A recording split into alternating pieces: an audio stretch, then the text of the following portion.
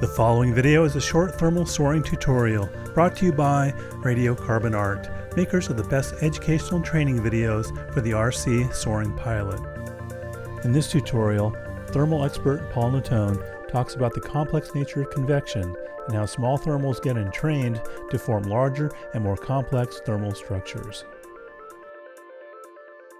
Now, a lot of new pilots kind of think of these thermals as kind of like either these nice big smokestacks or the old model of the toroidal sphere going up with air rolling around, the top, kind of like a mushroom cloud kind of model, which really doesn't work all that well in our convective boundary layer because we just don't have the vertical velocities to get it a perfect mushroom cloud like that, or mushroom thermal. Occasionally that happens, but not that often. You got to think about thermals in a much more complex fashion. So as an example here, we've got a really big thermal, it's 600 feet up, a couple hundred meters up, and it's a really big thermal. But as I mentioned in this video before, these big thermals are often made up of smaller thermals here.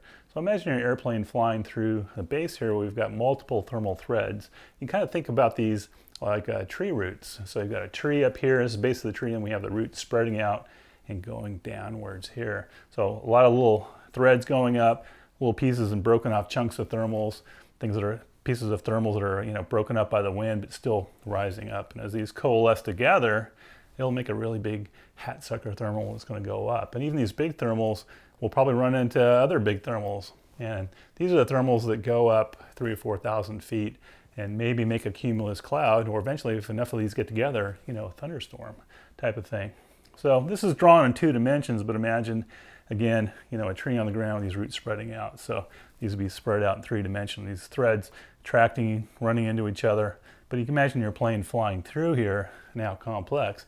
There could be multiple cores. You can have one plane circling up in this one, another plane circling up in this one.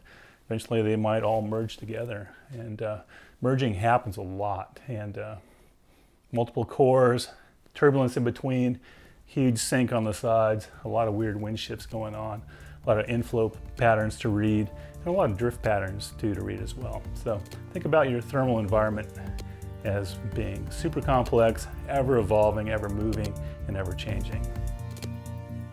If you want to quickly improve your thermal soaring knowledge and technique, we suggest getting the following programs: Secrets of Thermal Soaring, High Performance Thermal Soaring, and the new Soaring Master Class series.